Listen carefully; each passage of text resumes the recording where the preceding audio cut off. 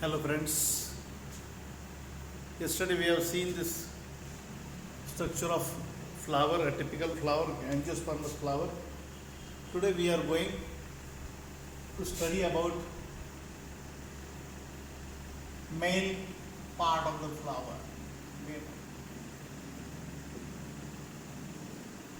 It is called as androecium and the members are called as stamens. First we will see a typical anther or androecium, how it is. It looks like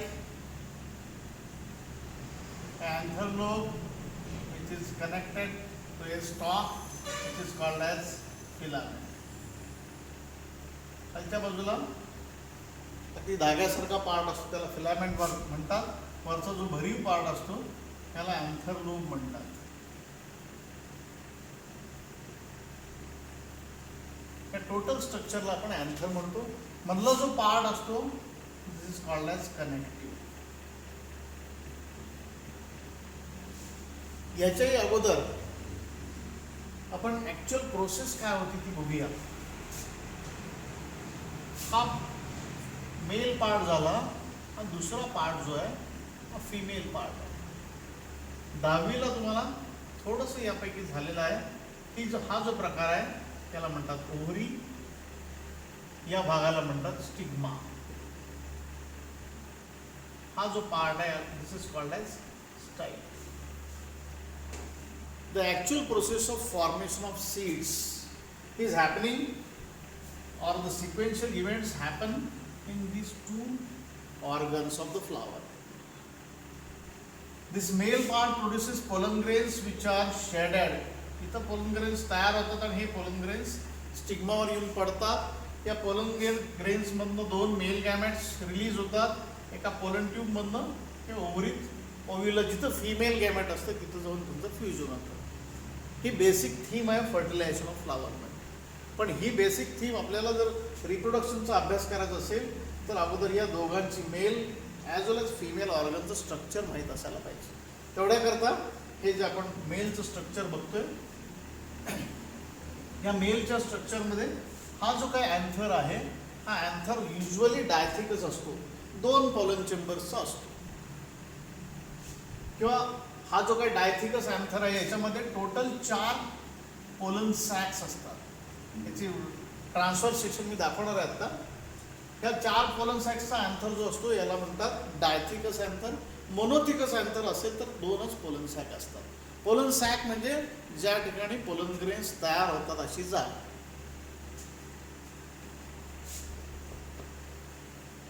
एखादा diploid sporophyte एंजिओस्पर्म total जे काही plant आहे एक plant आहे त्याला एक flower तयार झाले. हे जे प्लांट आहे हे डिप्लॉइड इन नेचर असतं. आपण त्याला काय म्हणतो स्पोरोफाइट. ॲज वेल एज हे जे फ्लावर तयार झालंय दिस इज कॉल्ड ॲज गॅमेटोफाइट. ऑफकोर्स गॅमेटोफाइट याच्यामध्ये दोन्ही प्रकारचे mail as well age female organs आहेत. हा सुद्धा डिप्लॉइडच पार्ट आहे पण इट प्रोड्युसेस हॅप्लॉइड गॅमेट्स.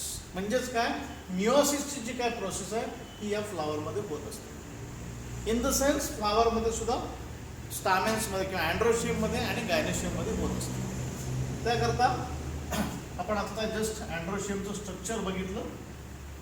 पुढचा पार्ट जो आहे हा पार्ट काय आहे की हे अँड्रोशियम ज्यावेळी तयार होत असतं हा जो काही filament as well age anther तयार होत असतो अगदी सुरुवातीला हा जो काही स्ट्रक्चर आहे हे स्ट्रक्चर सिंपल पॅरेन्कायमॅटस टिश्यूज असतं.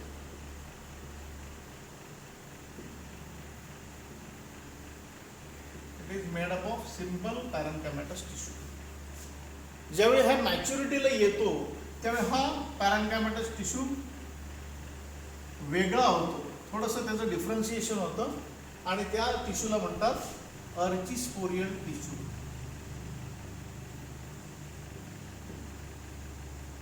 या टिश्यूला म्हणायचं अर्चिस्पोरियल टिश्यू. हा अर्चिस्पोरियल टिश्यू परत 2 भागामध्ये विभागला जातो. समजा हा अर्चिस्पोरियल टिश्यू असेल तर हा बाहेरचा जो लेयर आहे it is called as parietal layer आणि हा आतला जो लेयर आहे त्याला म्हणतात स्पोरोजिनस टिश्यू. स्पोरोजिनस टिश्यू म्हणजे यातल्या प्रत्येक सेलला, each and every cell of this sporogenous tissue has the ability to produce a tetrad of microspores. Microspores म्हणजे पोलन ग्रेन्स. टेट्राड म्हणजे चार एकत्र येऊन जे तयार झालेलं स्ट्रक्चर असतं त्याला टेट्राड म्हणतात. मग असं टेट्राड तयार करायची ॲबिलिटी किंवा मिओसिस करायची ॲबिलिटी या स्पोरोजिनस टिश्यूमध्ये असते. Whereas this parietal layer is meant for the protection of all the structure. मग ह्या पॅरायटल लेअरपासून काय तयार होतं, तर हे जे काही प्रोटेक्टिव्ह कव्हरिंग्स असतात, protective covering as well as are like tissue which gives the nourishment to this sporogenous tissue or the forming microspores. हा सगळं तयार करायचं काम कोणाचं आहे, या पॅरायटल लेअरचं काम. ओके, या पॅरायटल लेअर हा जो आहे याच्यापासून कुठल्या कुठल्या टाईपचे टिश्यू तयार होतात बघूया आपण.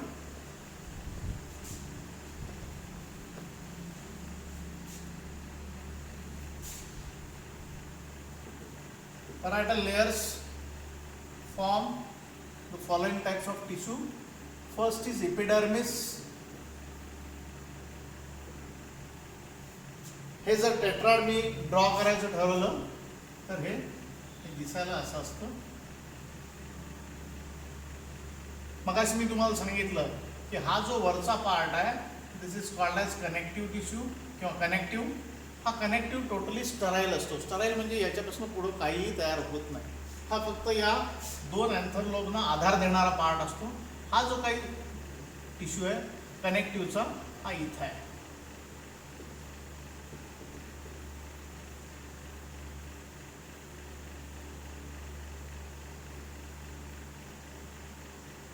हा जो बाहेरचा लेअर तयार झाला आहे हे असे फ्लॅटन्ड सेल्स असतात.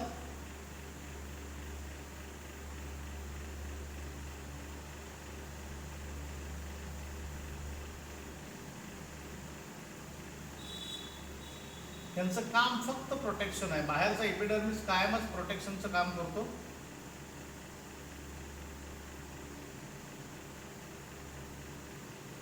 हे फ्लॅटन्ड सेल्स आहेत,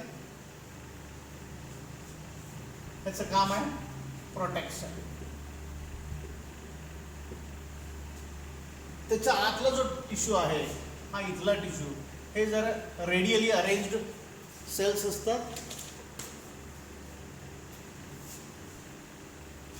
हा जो पार्ट आहे हा याच्या आत स्पोरोजिनस टिश्यू आहे. हे मी 4 पोलन सॅक्स ड्रॉ केलेत.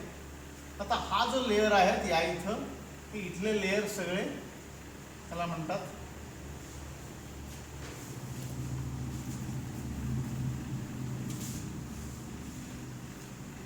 दिस इज कॉल्ड एज एंडोथेसियम.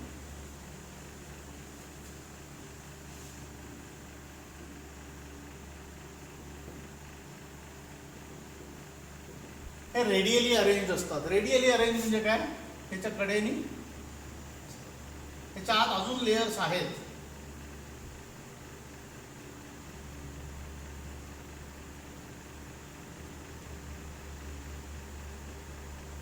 एकाच बाजूचं ड्रॉ करतो मी.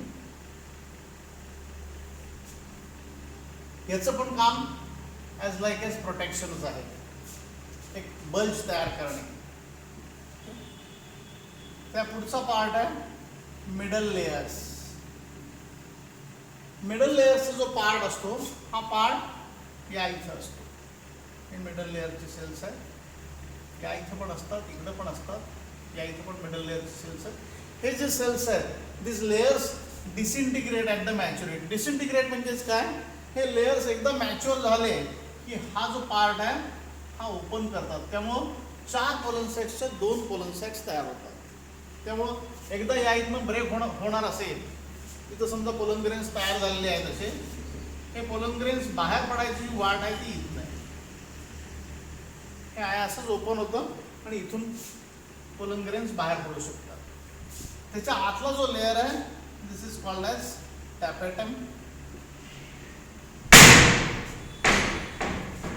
टॅपेटमचा जो लेअर आहे हा लेअर या इथं आहे. हे अशा टाईपचे थोडेसे कोनिकल सेल्स आहेत.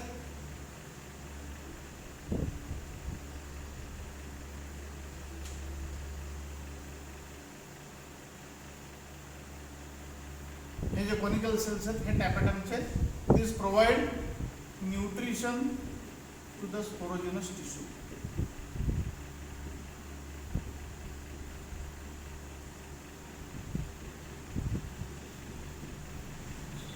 पण हा आतला जो लेअर आहे, हा आतला लेअर हा स्पोरोजिनस टिश्यूचा लेअर आहे की या इथं हे this cells undergo meiosis to form tetrahedral tetrads or the microspore tetrads. Microspore म्हणजेच पोलन ग्रेन. फक्त या प्रकारामध्ये काय असतं की यातला प्रत्येक सेल, समजा या इथं मी सेल तयार केली, स्पोरोजिनस टिश्यूचे सेल तयार केले, each and every cell is called as microspore mother cell. म्हणून त्याचा शॉर्ट फॉर्म केलाय MMC. दोन्ही म्हणू शकतो आपण. MMC चा अर्थ मायक्रोस्पोर म्हणजे male pollen grain, rather male part म्हणून आपण पोलन ग्रेन, आणि फिमेलमध्ये पण MMC म्हणतात त्याला megaspore. Microspore is pertaining to related to male as well as megaspore is related to the female part. Okay.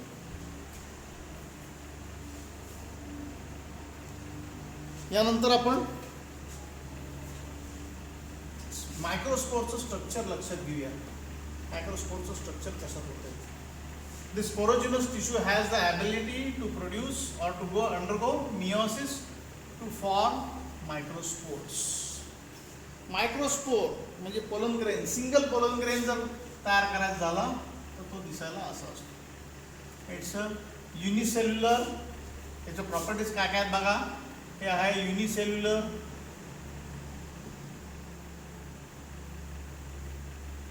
Haploid आहे.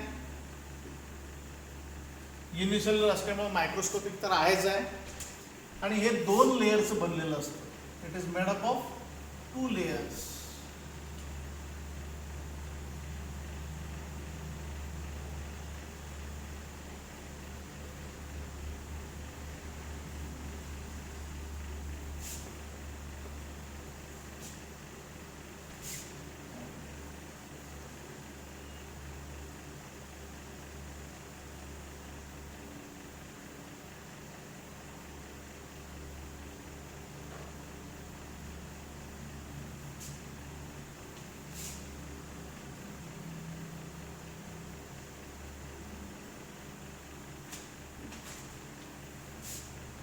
हा एक सिंगल पोलन ग्रेन आहे.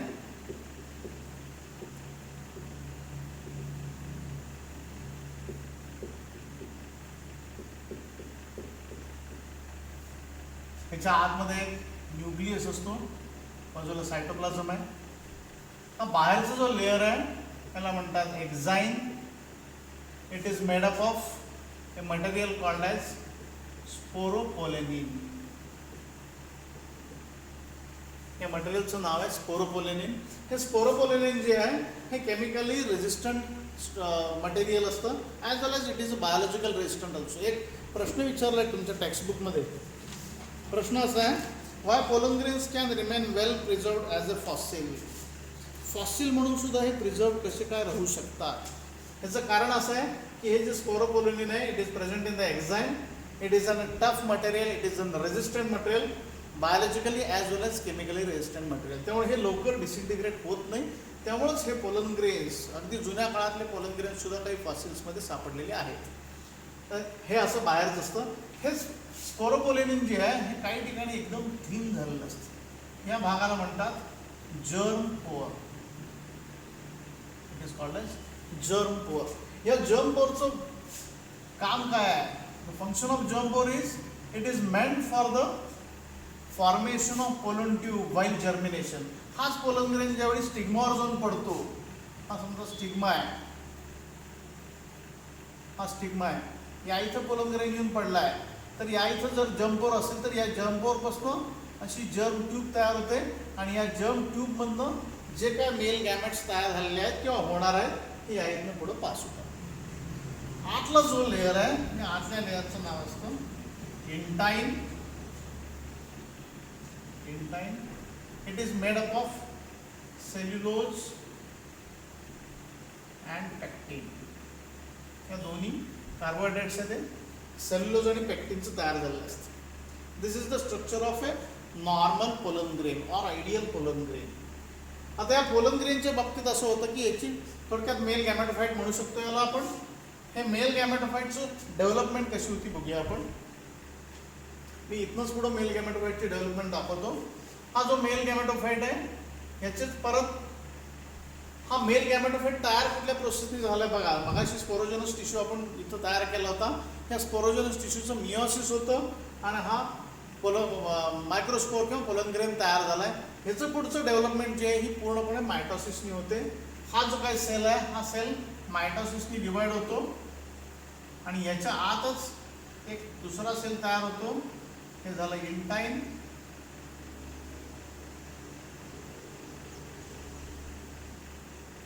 हे झालं एक्झाइन. हे जे जर्म पोर्स आहेत हे जर्म पोर्स डायकॉट मध्ये असतील तर 3 असतात, मोनोकॉट असेल तर एकच जर्म पोर असतो. या पोलन ग्रेनचं ज्यावेळी मायटोसिसने डिव्हिजन होतं त्यावेळी 2 सेल्स तयार होतात. फक्त हे अनइक्वल डिव्हिजन असतं. यातले 2 सेल्स, या सेलचं नाव आहे व्हेजिटेटिव्ह सेल किंवा याला दुसरा शब्द आहे ट्यूब सेल. याचा न्यूक्लियस जो असतो तो छोटा असतो पण याच्यात थिक सायटोप्लाझम असतं ॲज वेल ॲज व्हॅक्युअल्स असतात. It contains thick cytoplasm as well as व्हॅक्युअल्स. हा दुसरा जो सेल तयार झालाय याच्यातला न्यूक्लियस मात्र मोठा असतो. या सेलला म्हणतात generative cell, which has a large nucleus and it consists of thin cytoplasm and the vacuoles are totally absent in generative cell. ही जी स्टेज आहे ही stage as per species depending असते. काही स्पीशीजमध्ये ही स्टेज पोलन ग्रेन्स बाहेर पडतानाच होते, काही वेळेला ही स्टेज स्टिग्मावर पडल्यानंतर सुद्धा होते. याच्या पुढचं जे डिव्हिजन आहे, आता हे डिव्हिजन जे झालं आहे हे पहिलं डिव्हिजन आहे. It is mitosis, first mitosis. Second mitosis कसं होतं पहा. सेकंड मायटोसिस ऑफकोर्स हे स्टिग्मावर होऊ शकतं किंवा पोलन ट्यूबमध्ये सुद्धा होऊ शकतं. सेकंड मायटोसिसच्या बाबतीत काय होतं, हा जनरेटिव्ह सेल आहे विच इज फ्लोटिंग. हा तरंगत असतो या सायटोप्लाझममध्ये, डेन्स सायटोप्लाझममध्ये. व्हेजिटेटिव्ह सेलच्या डेन्स सायटोप्लाझममध्ये हा फ्लोट होत असतो. हा सेल जो आहे हा एका न्यूक्लियसचे 2 न्यूक्लियस तयार करतो. हा इथे ट्यूब न्यूक्लियस आहे. म्हणजे आपण काय म्हणू शकतो, हा ट्यूब न्यूक्लियस किंवा व्हेजिटेटिव्ह सेलचा न्यूक्लियस आणि these are the nucleus of generative cell.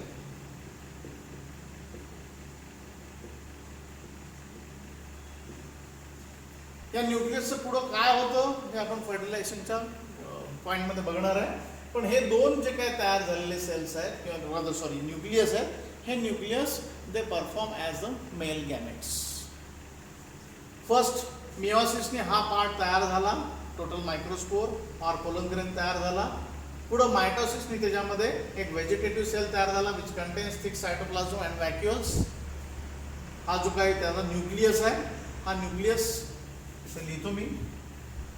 Nucleus is small one, smaller nucleus with compared to generative cell nucleus. दूसरा सेल है generative cell which is floating in the cytoplasm of this vegetative cell. It contains large nucleus and thin cytoplasm and vacuoles are absent in this generative cell.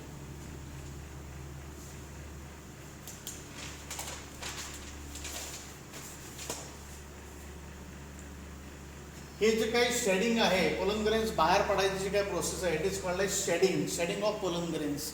He pollen ग्रेन्सची शेडिंगची जी काही process आहे ही प्रत्येक स्पीशीजमध्ये, in the sense plant स्पीशीजमध्ये वेगवेगळ्या प्रकारची असते. यांच्यामध्ये कधी कधी असे 2 सेल स्टेजला पण शेडिंग होऊ शकतं किंवा 3 सेल स्टेजला पण शेडिंग होऊ शकतं. This is the typical characteristics of एंजिओस्पर्म्स.